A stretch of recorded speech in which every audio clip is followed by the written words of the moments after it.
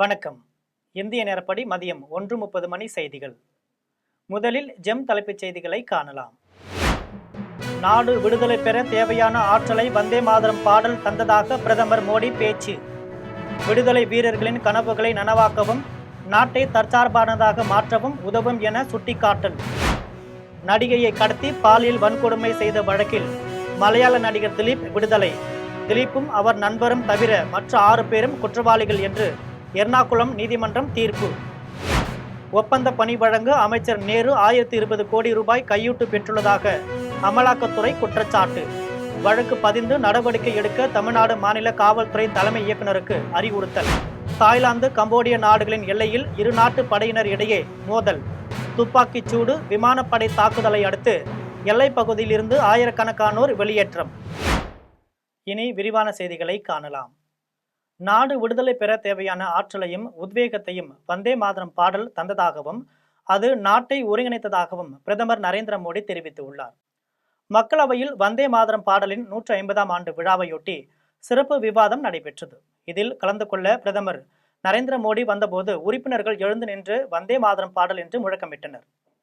வந்தே மாதரம் பாடல் பற்றி பிரதமர் நரேந்திர மோடி பேசினார்.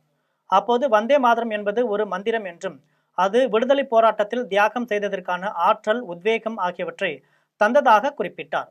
வந்தே மாதரம் பாட்டின் 50 ஆண்டில் இந்தியா பிரிட்டிஷ் ஆட்சியில் இருந்ததாகவும் நூற்றாண்டில் நெருக்கடி நிலையில் இருந்ததாகவும் குறிப்பிட்டார்.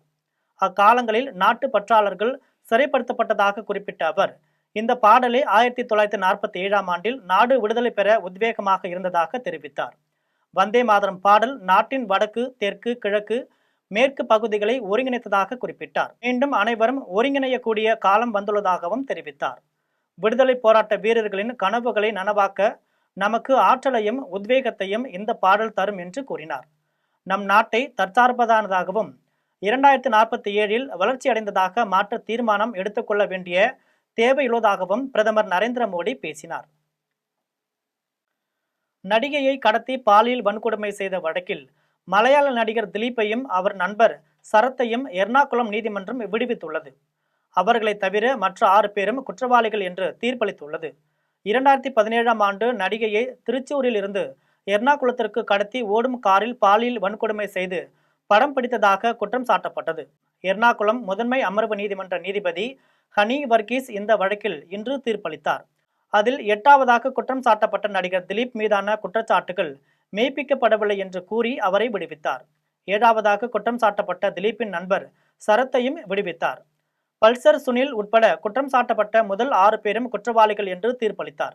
குற்றவாளிகளுக்கான தண்டனை வரும் வெள்ளிக்கிழமை அறிவிக்கப்படும் என்று நீதிபதி தெரிவித்தார்.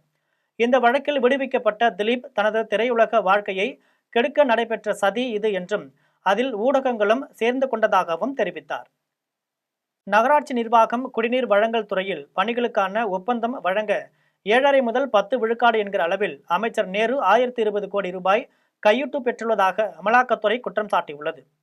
திமுக அரசில் நகராட்சி நிர்வாகம், குடிநீர் வழங்கல் அமைச்சரான நேரு அவரின் கீழுள்ள துறைகளில் பல்வேறு பணிகளுக்கு 25 லட்சம் முதல் 35 லட்சம் ரூபாய் வரை கையூட்டாக பெற்றுக்கொண்டு ஆட்களை நியமித்ததாகவும் அதில் மொத்தம் 900 கோடி ரூபாய் ஊழல் நடைபெற்றுள்ளதாக ஏற்கனவே அமலாக்கத்துறை குற்றம் சாட்டியுள்ளது. இது தொடர்பாக அவர் மீது நடவடிக்கை எடுக்க கோரி தக்க சான்றுகளுடன் பல 100 பக்க அறிக்கையை மாநில காவல்துறைக்கு தலைமை இயக்குநருக்கும் அனுப்பியிருந்தது. இந்த நிலையில் அமைச்சர் நேரு மீது குற்றம் சாட்டி மீண்டும் 252 பக்க அறிக்கையை மாநில காவல்துறை தலைமை இயக்குநருக்கு அமலாக்கத்துறை அனுப்பியுள்ளது. அதில் நகராட்சி நிர்வாகம், குடிநீர் வழங்கல் துறைகளில் ஒப்பந்த பணி செய்வோரிடம் பணிகளின் மதிப்பில் 7.5 விழுக்காடு முதல் 10 விழுக்காடு வரை கையூட்டாக தனது உறவினர்களின் வழியே நேரு பெற்றுக்கொண்டதாக குற்றம் சாட்டியுள்ளது.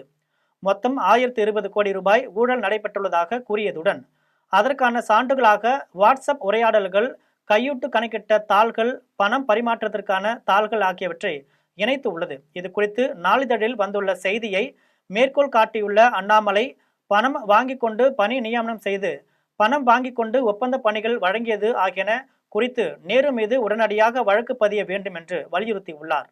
தாய்லாந்து, கம்போடிய நாடுகளின் எல்லையில் இரு நாட்டு படைகளுக்கும் இடையே மோதல் ஏற்பட்டுள்ளதால் ஆயிரக்கணக்கானோர் அங்கிருந்து வெளியேற்றியுள்ளனர்.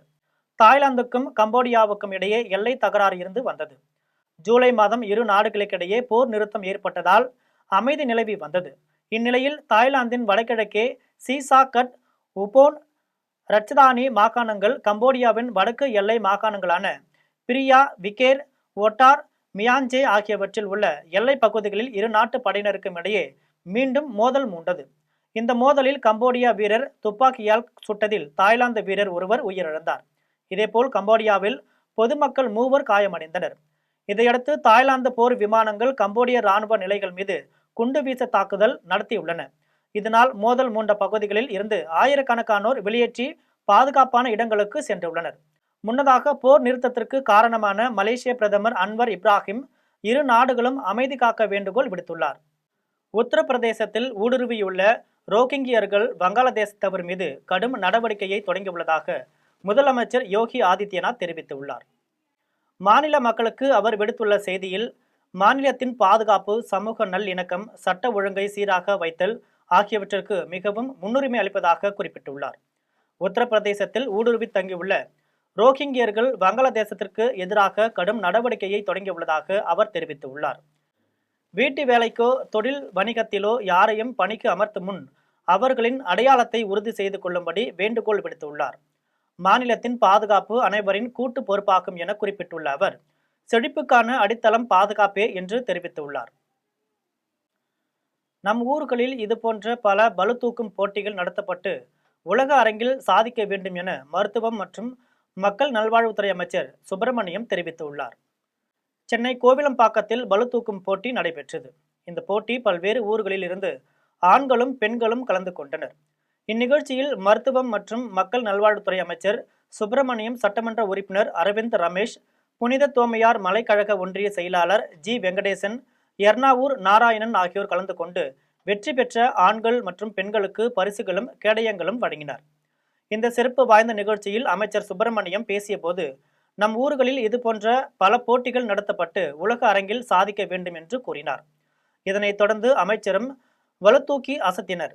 இந்த நிகழ்ச்சியில் தலைவர் வருண்குமார், துணைத் தலைவர் சுரேஷ்குமார், நடிகர் அஜய் ரத்தினம் மற்றும் பலர் கலந்து கொண்டனர். புதுச்சேரி நெட்டப்பாக்கம் ஆரம்ப சுகாதார நிலையத்தில் தடுப்பூசி செலுத்திய குழந்தைக்கு உடல் நலம் பாதிக்கப்பட்டு உயிரிழந்துள்ளது. புதுச்சேரி நெட்டப்பாக்கம் ஆரம்ப சுகாதார நிலையத்தில் தடுப்பூசி செலுத்திய குழந்தைக்கு உடல் நலம் பாதிக்கப்பட்டது. பின்னர் மருத்துவம் பற்றாக்குறையால் உயிரிழந்த நிலையில் குழந்தையின் குடும்பத்தினரை ஜேசிஎம் மக்கள் மன்றத்தின் நேரில் சந்தித்து ஆறுதல் கூறினர். திருபுவனை சட்டமன்ற உறுப்பினர் அங்காளன் தலைமையில் ஜேசிஎம் மக்கள் மன்ற மங்களம் கிளை தலைவர் கண்ணபிரான், வில்லியனூர் கிளை தலைவர் பூக்கடை ரமேஷ் உள்ளிட்ட மக்கள் மன்ற நிர்வாகிகள் நேரில் சென்று குழந்தையின் பெற்றோர் மற்றும் குடும்பத்தினரை சந்தித்து ஆறுதல் கூறினர். அப்போது நெட்டப்பாக்கம் ஆரம்ப சுகாதார நிலையத்தில் மருத்துவர்களே இல்லை என்றும், மருத்துவர்களின் வேலையை செவிலியர்கள் செய்ததால் தான் இந்த உயிரிழப்பு ஏற்பட்டுள்ளதாக உறவினர்கள் குற்றம் சாட்டினர். மேலும் இதற்கு சுகாதாரத்துறை பொறுப்பு வகிக்கும் முதலமைச்சர் ரங்கசாமி குழந்தையின் உயிரிழப்புக்கு நீதி கிடைக்க அனைத்து வகையிலும் ஜேசிஎம் மக்கள் மன்றம் உறுதுணையாக இருக்கும் என ஜேசிஎம் மக்கள் மன்ற நிர்வாகிகள் உறுதியளித்தனர். செங்கோட்டையன் கட்சியில் அனைவரும் ஒற்றுமையாக இருந்தால்தான் வெற்றி பெற முடியும் என வலியுறுத்தியதாக அமமுக பொதுச் செயலாளர் டிடிவி தினகரன் தெரிவித்துள்ளார். கோவை மாவட்டம் குனியமுத்தூரில் அம்மா மக்கள் முன்னேற்ற கழகத்தின் மேற்கு மண்டல நிர்வாகிகள் ஆலோசனை கூட்டம் நடைபெற்றது. இதில் அக்கட்சியின் பொதுச் செயலாளர் டிடிவி தினகரன் கலந்து கொண்டார். இதைத் தொடர்ந்து செய்தியாளர்களிடம் டிடிவி தினகரன் பேசிய போது, வருகின்ற 9ஆம் தேதி மேட்டுப்பாளையம் மற்றும் கவுண்டம்பாளையம் தொகுதிகளுக்கான நிர்வாகிகள் கூட்டம் நடைபெற உள்ளதாகவும் தெரிவித்தார். அதிமுக ஒன்றிணைப்பு குறித்தான கேள்விக்கு பதில் அளித்த அவர், செங்கோட்டையன் கட்சியில் பொதுச் செயலாளர் பதவி, முதல்வர் பதவி ஆகியவற்றெல்லாம் கேட்கவில்லை என்றும், அனைவரும் ஒற்றுமையாக இருந்தால்தான் வெற்றி பெற முடியும் என வலியுறுத்தியதாக தெரிவித்தார். தொடர்ந்து பேசிய தினகரன், அண்ணாமலை தனக்கு ஒரு நல்ல நண்பர் என்றும், அவர் தூண்டியதால் தான் பேசிய ஜனநாயக கூட்டணியில் இருந்து வெளியேறியதாக கூறியது வருத்தத்தக்கது என்றார். பாராளுமன்ற தேர்தலில் அயோத்தியில் பாஜக தோல்வியடைந்ததை போல் தமிழகத்தில் நடைபெறும் தேர்தலிலும் பாஜக தோல்வியை சந்திக்கும் என திமுக அமைப்பு செயலாளர் RS பாரதி தெரிவித்துள்ளார். தென்காசி மாவட்டம் தென்காசி தெற்கு மாவட்ட திமுக அலுவலகத்திற்கு வருகை தந்த திமுக அமைப்பு செயலாளர் RS பாரதிக்கு தெற்கு மாவட்ட செயலாளர் ஜெயபாலன் தலைமையில் திமுக நிர்வாகிகள் வரவேற்றனர். இதன் பின்னர் அலுவலக வாயிலில் இருந்த கலைஞர் திருவுருவ சிலைக்கு மாலை அணிவித்து மலர் தூவி மரியாதை செலுத்தினர். இதனைத் தொடர்ந்து தென்காசி தெற்கு மாவட்ட திமுக அலுவலகத்தில் SDPI கட்சியை சேர்ந்த 100க்கும் மேற்பட்டோர் தங்களை திமுகவில் இணைத்துக் கொண்டனர். இந்த நிகழ்ச்சியில் தலைமை கழக பேச்சாளர் சூர்யா வெற்றி கொண்டான், தெற்கு மாவட்ட திமுக பொறுப்பாளர் வே ஜெயபாலன் உட்பட பலர் கலந்து கொண்டார். இதையடுத்து திமுக அமைப்பு செயலாளர் RS பாரதி செய்தியாளர்களிடம் பேசிய போது, கேரளா மாநிலத்தில் நடைபெறும் உள்ளாட்சி அமைப்பு தேர்தலில் திமுக முதல் முறையாக உதயசூரியன் சின்னத்தில் போட்டியிடுகிறது என்றார். புதிதாக திமுகவில் இணைந்து கொண்ட SDB கட்சி நிர்வாகிகள் இயக்கத்தில் திறம்பட செயல்படுவார்கள் என நம்புவதாக கூறினார். தொடர்ந்து பேசிய RS பாரதி, பாராளுமன்ற தேர்தலில் அயோத்தி தொகுதியிலேயே பாஜக தோல்வி அடைந்ததைப் போல தமிழகத்தில் நடைபெறும் தேர்தலிலும் பாஜக தோல்வியடைய சந்திக்கும் என்று தெரிவித்தார். ஆண்டுதோறும் வழங்கப்படும் பாரதி விருதை பிரதமர் நரேந்திர மோடிக்கு வழங்க முடிவு செய்துள்ளதாக வானவில் பண்பாட்டு மையத்தின் நிறுவனர் ரவி தெரிவித்துள்ளார். தூத்துக்குடி மாவட்டம் எட்டயபுரத்தில் வானவில் பண்பாட்டு மையத்தின் பாரதி திருவிழா 2025 என்னும் தலைப்பில் நடைபெற்றது. இவ்விழாவில் பாரதியாரின் கொள்ளுப்பேரன் ராஜ்குமார் பாரதி, தொழிலதிபர்கள் நல்லி குப்புசாமி செட்டியார், VG சந்தோஷம் ஆகியோர் கலந்து கொண்டனர். இதைத் தொடர்ந்து வானவில் பண்பாட்டு மையத்தின் நிறுவனர் ரவி செய்தியாளர்களிடம் பேட்டியளித்தார். அப்போது பாரதியார் பிறந்த நாளை முன்னிட்டு எட்டயபுரத்தில் உள்ள அவரது இல்லத்தில் இருந்து எட்டயபுரம் அரண்மனைக்கு ஜதி பல்லக்கில் பாரதியாரின் திருவுருவ சிலையை வைத்து கலை நிகழ்ச்சிகளுடன் ஊர்வலமாக கொண்டு செல்லப்பட்டு அரண்மனை வளாகத்தில் பாரதியார் சிலை வைக்கப்படுகிறது என்றார். இதையடுத்து ஆண்டுதோறும் வழங்கப்படும் பாரதி விருதை இதற்கு முன் APJ அப்துல் கலாம், கிருஷ்ணா ஐயர் ஆகியோருக்கு வழங்கப்பட்டுள்ளது என்றும் இந்த ஆண்டு பிரதமர் நரேந்திர மோடிக்கு வழங்க முடிவு செய்துள்ளதாக தெரிவித்தார். பாண்டிச்சேரி எங்கே 10 வருஷம் பாரதியார் வாழ்ந்தாரோ அந்த புதுச்சேரி பல்கலைக்கழகத்திலேயே அதனுடைய லெப்டினன்ட் கவர்னர் மேதகு துணைநிலை ஆளுநர் திரு கைலாசநாதன்ஜி அவர்களுடைய தலைமையில் அங்கு நடக்கிறது. புதுக்கோட்டை மாவட்டம் கந்தர்வக்கோட்டை அருகே மங்கனூரில் பல்நோக்கு கடற்பாசி பூங்கா அமைக்க எதிர்ப்பு தெரிவித்து ஊர் மக்கள் போராட்டத்தில் ஈடுபட்டனர். கந்தர்வக்கோட்டை அருகே மங்கனூரில் மீன்வளத்துறை சார்பில் 250 ஏக்கர் மேய்ச்சல் புறம்போக்கு நிலத்தை கையகப்படுத்தி அதில் பல்நோக்கு கடற்பாசி பூங்கா அமைப்பதற்கான கட்டுமான பணி தொடங்கியுள்ளது. இந்த திட்டத்தால் விவசாயிகளின் வாழ்வாதாரமும் கால்நடை வளர்ப்போரின் வாழ்வாதாரமும் பாதிக்கப்படும் என்று பொதுமக்கள் தெரிவித்துள்ளனர். இதற்கு எதிர்ப்பு தெரிவித்து அந்த இடத்தில் பொதுமக்கள் போராட்டத்தில் ஈடுபட்டனர்.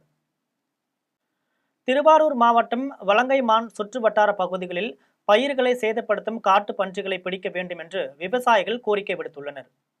வலங்கைமான் சுற்றுவட்டார பகுதிகளில் விவசாயிகள் கரும்பு பயிரிட்டுள்ளனர்.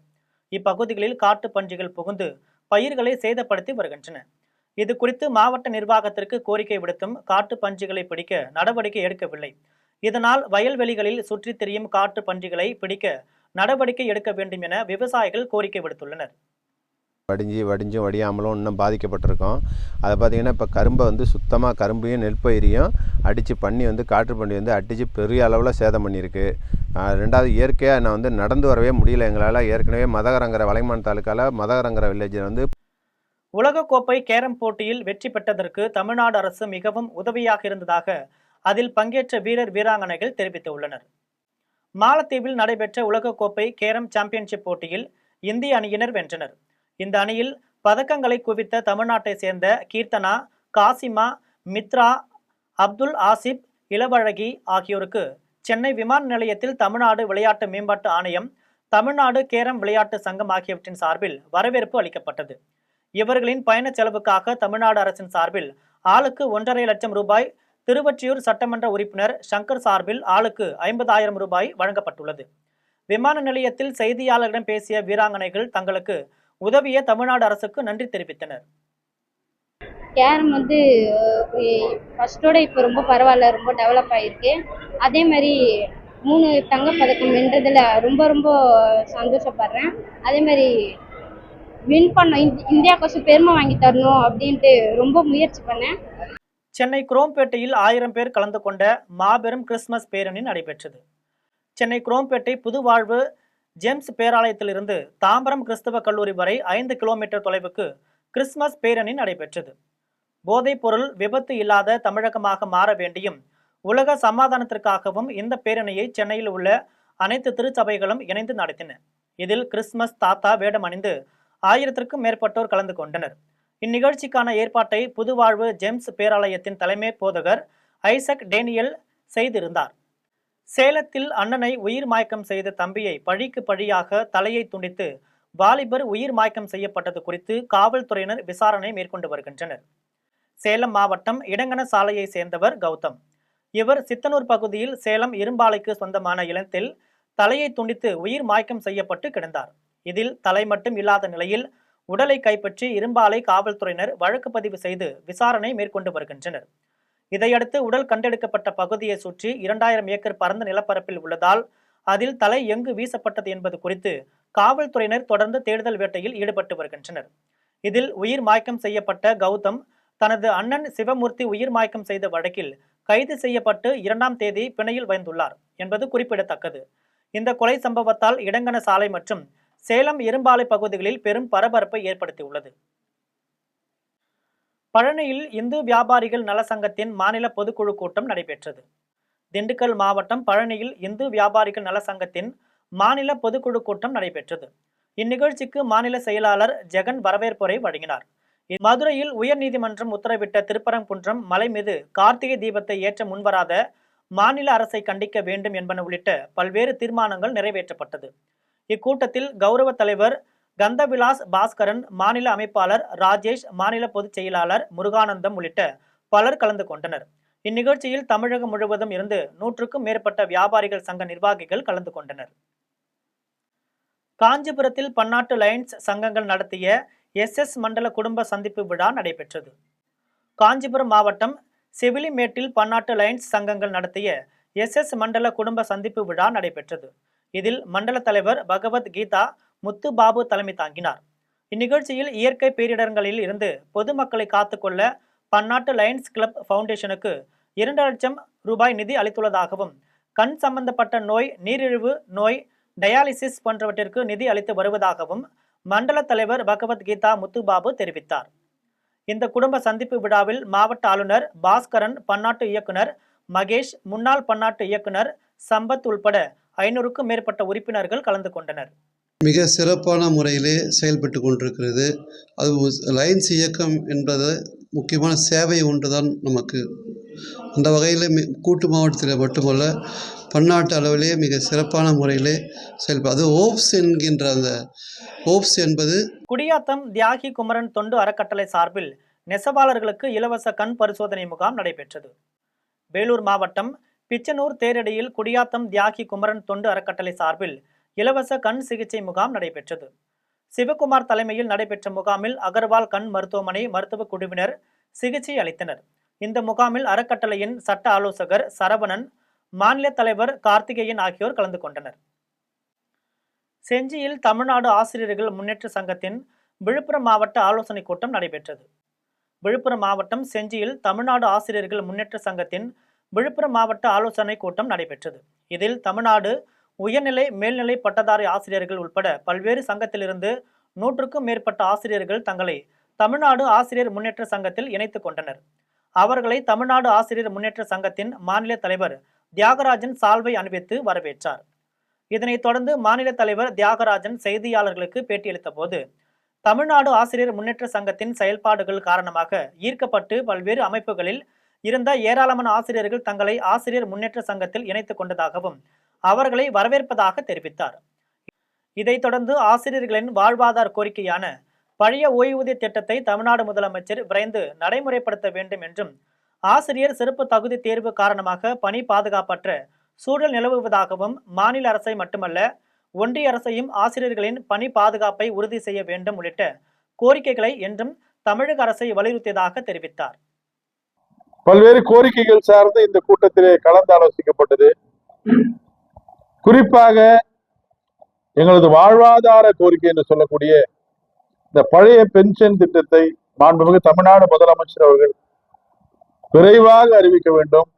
சேலம் அதிமுக ஒருங்கிணைப்பு குழுவை சேர்ந்த புகழேந்தி சேலத்தில் செய்தியாளர்களை சந்தித்து பேட்டியளித்துள்ளார். சேலத்தில் அதிமுக ஒருங்கிணைப்பு குழுவை சேர்ந்த புகழேந்தி செய்தியாளர்களை சந்தித்து பேசினார். அப்போது எடப்பாடி பழனிசாமி அதிமுகவின் பொதுச் செயலாளராக பொறுப்பேற்ற பிறகு அதிமுகவிலிருந்து முன்னாள் அமைச்சர்கள், MLAக்கள் என 66 முக்கிய நபர்கள் வெளியே சென்று விட்டதாக பட்டியலிட்டு தற்போதைய கருத்து கணிப்பில் அதிமுகவை விட திமுகவும் தாவேகாவும் முன்னிலையில் இருப்பது வேதனை அளிப்பதாக கூறினார். மேலும் திருப்பரங்குன்றம் விவகாரத்தை வைத்து தமிழகத்தில் மத கலவரத்தை தூண்ட முயற்சி நடப்பதாக குற்றம் சாட்டிய அவர், இவ்விவகாரம் தொடர்பாக மதுரையில் எந்த அரசியல் கட்சி கூட்டமும் நடத்த அனுமதிக்க கூடாது என்றார். மேலும் எதிர்வரும் தேர்தலில் திமுகவுக்கும் தாவேகாவுக்கும் தான் போட்டி என்றார். மேலும் விஜயின் ரோடு ஷோ ஒரு பாடத்தை புகட்டி விட்டது. எனவே இனி தமிழகத்தில் ரோடு ஷோ வேண்டாம், தலைவர்கள் பொதுக்கூட்டம் மூலம் மக்களை சந்தித்தால் போதும் என வலியுறுத்தினார். கேரள மாநிலம் மூணாறு குடியிருப்பு பகுதியில் சாலை ஓர கடைகள், விவசாய நிலங்களை படையப்பா காட்டு யானை சேதப்படுத்தியுள்ளது. கேரள மாநிலம் இடுக்கி மாவட்டத்தில் குடியிருப்பு பகுதிகளில் தொடர்ந்து அட்டகாசத்தில் ஈடுபட்டு வரும் காட்டு யானைகள் ஒன்றானது படையப்பா யானை. இந்நிலையில் இடுக்கி மாவட்டம் மூணாறு அருகே மாட்டுப்பட்டி குடியிருப்பு பகுதியில் திடீரென படையப்பா யானை தாக்குதலில் ஈடுபட்டதோடு சாலை ஓரத்தில் மூடியிருந்த 4 கடைகளை முற்றிலுமாக சேதப்படுத்தியது. இதேபோல் நெற்றிமேடு பகுதியில் விவசாய நிலங்களையும் சேதப்படுத்திவிட்டு அருகில் உள்ள தனியார் தேயிலை தோட்டத்திற்குள் சுற்றி வருகிறது. படையப்பா காட்டு யானை மீண்டும் தங்கள் பகுதியில் உலா வரும் என தகவல் அறிந்த பொதுமக்கள் மிகுந்த அச்சமடைந்துள்ளனர். இதேபோல் காட்டு யானைக்கு பயந்து தோட்ட தொழிலாளர்கள் பணிக்கு செல்லாமல் உள்ளனர். மேலும் காட்டு யானை படையப்பாவை அப்பகுதியிலிருந்து அப்புறப்படுத்த வனத்துறையினர் நடவடிக்கை மேற்கொள்ள வேண்டும் என கோரிக்கை வைத்துள்ளனர். மீஞ்சூரில் எல்பிஜி டேங்கர் லாரி ஓட்டுநரின் கட்டுப்பாட்டை இழந்து விபத்துக்குள்ளாகியுள்ளது. மீஞ்சூர் அடுத்த அத்திப்பட்டு புதுநகர் இந்தியன் ஆயில் எல்பிஜி முனையத்திலிருந்து ஆந்திர மாநிலம் கடப்பாவிற்கு எரிவாயு உருளை ஏற்றிக்கொண்டு மீஞ்சூர் வண்டலூர் வெளிவட்ட சாலையில் சென்று கொண்டிருந்த போது எல்பிஜி டேங்கர் லாரி ஓட்டுநரின் கட்டுப்பாட்டை இழந்து கவிழ்ந்து விபத்துக்குள்ளாகியது. இந்த நிலையில் டிரைவர் முருகன் லேசான காயத்துடன் உயிர் தப்பினார். உடனடியாக எண்ணெய் நிறுவன ஊழியர்கள் வரவழைக்கப்பட்டு டேங்கர் லாரியில் இருந்து கேஸ் கசிகிறதா என சோதனை செய்யப்பட்டு பொன்னேரி தீயணைப்பு வாகனம், ஆம்புலன்ஸ் உள்ளிட்டவை பாதுகாப்பிற்கு வரவழைக்கப்பட்டு 4 கிரேன்கள் மற்றும் மீஞ்சூர் காவல்துறை, போக்குவரத்து காவல்துறை உதவியுடன் எல்பிஜி டேங்கரை மீட்கும் பணி நடைபெற்றன. போக்குவரத்து சாலை நடுவின் கீழே கவிழ்ந்ததால் எந்தவிதமான போக்குவரத்து தடையின்றி வாகனங்கள் செல்கின்றன. இதனால் அப்பகுதியில் பெரும் பரபரப்பு ஏற்பட்டது. திருப்பூரில் குப்பை பிரச்சனைக்கு தீர்வு காண சிங்கப்பூர், சென்னை ஆகிய ஊர்களை சேர்ந்த தனியார் நிறுவனங்களுடன் மாநகராட்சி மேயர் தலைமையில் கலந்தாய்வு கூட்டம் நடைபெற்றது. திருப்பூர் மாநகராட்சியில் நாள்தோறும் சேகரிக்கப்படும் 700 டன் குப்பைகள் செயல்படாத காரைக்குடிகளில் குவிக்கப்படுகிறது. இதனால் தீய நாற்றம் வீசுவதாகவும் மண் வளம் பாதிக்கப்படுவதாகவும் கூறிய மக்கள் அந்த பகுதியிலிருந்து குப்பைகளை அகற்ற கோரி நீதிமன்றத்தில் வழக்கு தொடுத்தனர். இதையடுத்து காரைக்குடிகளில் குப்பையை போடக்கூடாது என்று நீதிமன்றம் தடை விதித்தது. இந்நிலையில் திடக்கழிவு மேலாண்மை திட்டத்தை செயல்படுத்த சிங்கப்பூர், சென்னை ஆகிய ஊர்களை சேர்ந்த தனியார் நிறுவனங்களுடன் மாநகராட்சி சார்பில் பேச்சு நடத்தப்பட்டது. அதற்கான ஆலோசனை கூட்டம் திருப்பூர் மாநகராட்சி மேயர் தினேஷ்குமார் தலைமையில் நடைபெற்றது. தேனி மாவட்டம் அம்மச்சியாபுரம் மலை அடிவார பகுதிகளில் தொடர்ந்து நடக்கும் மண் கொள்ளையால் நிலத்தடி நீர்வளம் பாதிக்கப்படுவதாக விவசாயிகள் தெரிவித்துள்ளனர். ஆண்டிப்பட்டிக்கு அருகே அம்மச்சியாபுரம் செல்லும் சாலையில் மலை அடிவார பகுதிகளில் தொடர்ச்சியாக இரவு நேரங்களில் மண் கொள்ளை நடைபெற்று வருகிறது. மலை அடிவாரத்திற்கு செல்லும் சாலையை பகலில் அடைத்து வைத்தாலும் கொள்ளையர்கள் இரவில் அதை அகற்றிவிட்டு மண்ணை அள்ளி செல்கின்றனர். மண் கொள்ளையால் அப்பகுதியில் நிலத்தடி நீர்மட்டம் குறையும் என்று சமூக ஆர்வலர்களும் பொதுமக்களும் தெரிவித்துள்ளனர். இது தொடர்பாக காவல்துறை, வருவாய்த்துறை ஆகியவற்றில் புகார் அளித்தும் எந்த நடவடிக்கையும் எடுக்கவில்லை என்று அவர்கள் தெரிவித்துள்ளனர். மண் கொள்ளையர்கள் மீது கடும் நடவடிக்கை எடுக்க வேண்டும் என்று விவசாயிகள் கோரிக்கை விடுத்துள்ளனர். கேரளத்தின் 7 மாவட்டங்களில் நாளை உள்ளாட்சி தேர்தல் வாக்குப்பதிவு நடைபெறவுள்ள நிலையில் அதற்கான முன் ஏற்பாடுகள் தீவிரமாக நடைபெற்று வருகின்றன. கேரளத்தில் முதற்கட்டமாக திருவனந்தபுரம், கொல்லம், பத்தினம்திட்டை, கோட்டயம், இடுக்கி, ஆலப்புழை, எர்ணாகுளம் ஆகிய 7 மாவட்டங்களில் உள்ள 595 உள்ளாட்சி அமைப்புகளில் நாளை வாக்குப்பதிவு நடைபெற உள்ளது. இதையடுத்து 15,342 வாக்குச்சாவடிகளுக்கு வாக்குப்பதிவு இயந்திரங்களை எடுத்துச் செல்லும் பணிகள் தொடங்கி உள்ளன. திருவனந்தபுரம் மாவட்டத்தில் நாலாஞ்சிறை மார் இவானியஸ் கல்லூரி வளாகத்தில் வைக்கப்பட்டிருந்த வாக்குப்பதிவு இயந்திரங்களை வாக்குச்சாவடிகளுக்கு எடுத்து செல்லும் பணி தொடங்கியது. அங்கு குவிந்த தேர்தல் பணியாளர்கள் தாங்கள் பணியாற்றும் சாவடிகளுக்கான வாக்குப்பதிவு இயந்திரங்களை பெற்றுச் சென்றனர். சேலம் மாவட்டம் தலைவாசல் அருகே குடும்ப தகராறில் கணவர் தள்ளிவிட்டதில் கீழே விழுந்த அடிபட்ட மனைவி உயிரிழந்தார். தலைவாசல் அருகே புத்தூரை சேர்ந்த கிருஷ்ணன் மின்வாரியத்தில் வயர்மேனாக பணிபுரிந்து ஓய்வு பெற்றுள்ளார். இவருக்கு பெரியம்மாள், அஞ்சலி என்று 2 மனைவிகள் உள்ளனர். முதல் மனைவி பெரியம்மாளுடன் வாக்குவாதத்தில் ஈடுபட்ட கிருஷ்ணன் அவரை கீழே தள்ளிவிட்டுள்ளார். இதில் படுகாயமடைந்த அவர் நிகழ்விடத்திலேயே உயிரிழந்தார். இது குறித்து தகவல் அறிந்த காவல்துறையினர் உடல்கூறு ஆய்விற்காக சேலம் அரசு மருத்துவமனைக்கு அனுப்பி வைத்தனர். மனைவியை தள்ளிவிட்டு கொன்ற கிருஷ்ணனை கைது செய்து விசாரித்து வருகின்றனர். கோவையில் உணவுத்துறை தொடர்பான தொழில் முனைவோர்களை இணைக்கும் வகையில் கோவையில் ஃபுட் பிரெனர் அமைப்பு தொடங்கப்பட்டுள்ளது. சிறுநீரகம் தொடர்பான நோய்களில் பாதித்தவர்களை கண்டறிந்து அவர்களுக்கு தேவையான உதவிகளை சுகா சேரிட்டபிள் ட்ரஸ்ட் வழங்கி வருகிறது. இந்த ட்ரஸ்டின் புதிய முயற்சியாக உணவு தொழில் துறையினரை இணைத்து இந்த சமூக பணியை கூடுதலானோருக்கு கொண்டு செல்லும் வகையில் புதிய அமைப்பு உருவாக்கி உள்ளனர். சுகா சர்க்கிள் ஃபுட் பிளானர் என்னும் அமைப்பை தொடங்கி உள்ள இதில் கோவை சுற்றுப்புற பகுதியில் உணவு தொடர்பான தொழிலில் ஈடுபட்டு வரும் பல்வேறு துறையினரை உறுப்பினர்களாக இணைத்துள்ளனர். இந்த விழாவில் சுகா சேரிட்டபிள் ட்ரஸ்ட் நிறுவனர்கள் சந்தோஷ்குமார், ராதா ஜனனி, நிர்வாகிகள் சரவணா, வெங்கடேஷ், சண்முகராஜ், வீரமணிகண்டன், காஜா மொய்தீன், யுவராஜ், பார்கவி ஆகியோர் கலந்து கொண்டனர். திருவாரூர் மாவட்டம் பூதமங்கலம் தர்காவில் சந்தனக்கூடு ஊர்வலம் நடைபெற்றது. திருவாரூர் மாவட்டம் கூத்தாநல்லூர் அருகே உள்ள பூதமங்கலத்தில் ஹஜ்ரத் மக்சூம் சாஹிப், ஹஜ்ரத் பகீர் மஸ்தான் ஆகியோர் அடக்கமானார்கள். நாகூர் ஆண்டவருடன் இவர்களும் பூதமங்கலத்திலிருந்து வந்து தங்கியுள்ளனர்.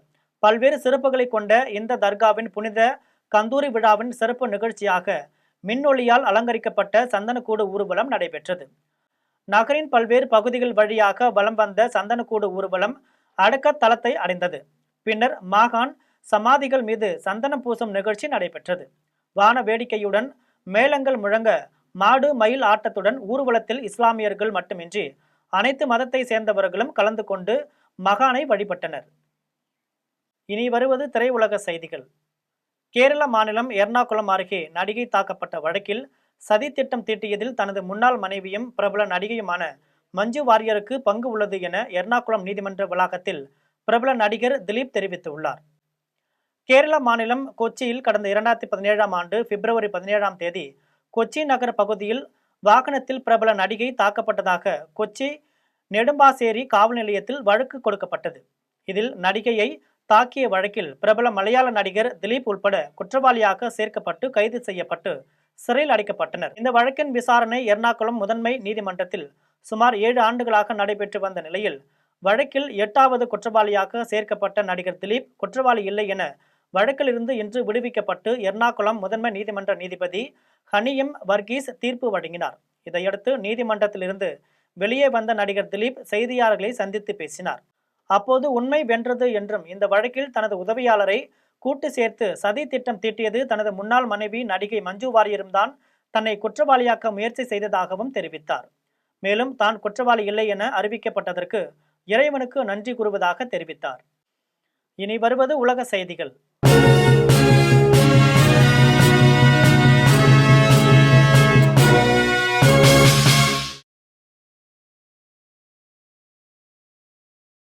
உக்ரைன் போர் நிறுத்த திட்டத்தை ரஷ்யா ஏற்றுக்கொண்டுள்ளதாக அமெரிக்க ஜனாதிபதி டொனால்டு ட்ரம்ப் கூறியுள்ளார். உக்ரைன் ரஷ்யா இடையே 1383வது நாளாக போர் நீடித்து வரும் போரில் ஆயிரக்கணக்கானோர் உயிரிழந்துள்ளனர். இப்போரில் உக்ரைனுக்கு அமெரிக்கா, ஐரோப்பிய நாடுகள் ஆதரவு அளித்து வருகின்றன. இதைத் தொடர்ந்து போரை முடிவுக்கு கொண்டு வர அமெரிக்க ஜனாதிபதி ட்ரம்ப் முயற்சித்து வருகிறார். இந்நிலையில் அமெரிக்க ஜனாதிபதி டொனால்டு ட்ரம்ப் செய்தியாளர்களை சந்தித்தார். அப்போது அவரிடம் உக்ரைன் ரஷ்யா போர் குறித்து கேள்வி எழுப்பப்பட்டது. அதற்கு பதில் அளித்த டொனால்டு ட்ரம்ப் போர் நிறுத்தம் தொடர்பாக ரஷ்ய அதிபர் புதின் உக்ரைன் அதிபர் ஜெலன்ஸ்கியிடம் பேசி வருவதாக கூறினார். இந்த பேச்சுவார்த்தையின் முடிவில் போர் நிறுத்தம் மற்றும் அமைதி திட்டத்தை ரஷ்யா ஏற்றுக்கொண்டுள்ளது என்றும் அது தனக்கு மகிழ்ச்சி அளிக்கிறது என்றும் அவர் தெரிவித்தார். ஆனால் இந்த திட்டத்தை உக்ரைன் அதிபர் ஜெலன்ஸ்கி புரிந்து கொள்ளவில்லை என்றும் அது தனக்கு ஏமாற்றம் அளிக்கிறது என்றும் டொனால்டு ட்ரம்ப் கூறினார். இனி வருவது விளையாட்டு செய்திகள்.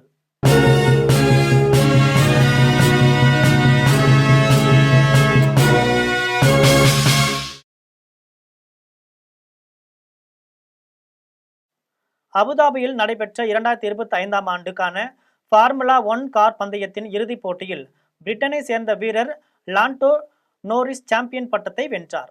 அபுதாபியில் நடைபெற்ற 2025ஆம் ஆண்டுக்கான ஃபார்முலா 1 கார் பந்தயத்தின் இறுதிப் போட்டியில் பிரிட்டனை சேர்ந்த வீரர் லாண்டோ நோரிஸ் 423 புள்ளிகளை பெற்று சாம்பியன் பட்டத்தை வென்றார். இதையடுத்து நடப்பு சாம்பியனான நெதர்லாந்தை சேர்ந்த வெஸ்டப்பன் 421 புள்ளிகள் பெற்று 2வது இடமும், ஆஸ்திரேலியாவின் பியாஸ்ட்ரி 410 புள்ளிகளுடன் 3வது இடத்தையும் பிடித்தனர். இனி வருவது தங்கம், வெள்ளி மற்றும் பங்கு சந்தை விலை நிலவரம்.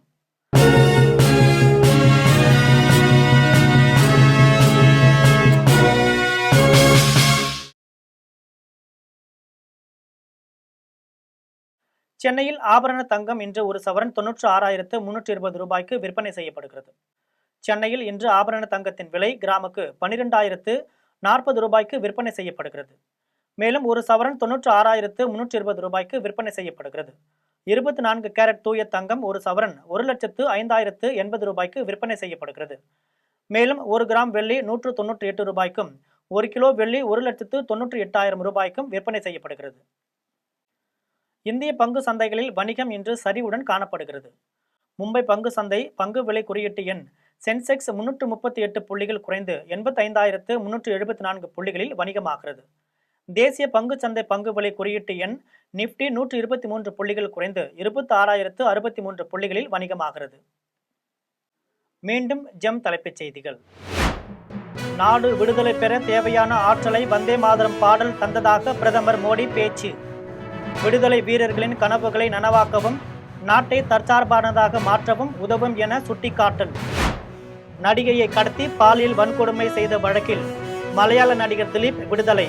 திலீப்பும் அவர் நண்பரும் தவிர மற்ற 6 பேரும் குற்றவாளிகள் என்று எர்ணாகுளம் நீதிமன்றம் தீர்ப்பு. ஒப்பந்த பணி வழங்க அமைச்சர் நேரு 1020 கோடி ரூபாய் கையூட்டு பெற்றுள்ளதாக அமலாக்கத்துறை குற்றச்சாட்டு. வழக்கு பதிந்து நடவடிக்கை எடுக்க தமிழ்நாடு மாநில காவல்துறை தலைமை இயக்குநருக்கு அறிவுறுத்தல். தாய்லாந்து கம்போடிய நாடுகளின் எல்லையில் இரு நாட்டு படையினர் இடையே மோதல். துப்பாக்கிச் சூடு, விமானப்படை தாக்குதலை அடுத்து எல்லைப் பகுதியிலிருந்து ஆயிரக்கணக்கானோர் வெளியேற்றம். இத்துடன் ஜெம் செய்திகள் நிறைவடைகின்றன. மீண்டும் ஜெம் செய்திகள் மாலை 6 மணிக்கு. உடனுக்குடன் செய்திகளை காண gemlive.tv என்ற இணையதளத்தில் இணைந்திருங்கள். நன்றி, வணக்கம்.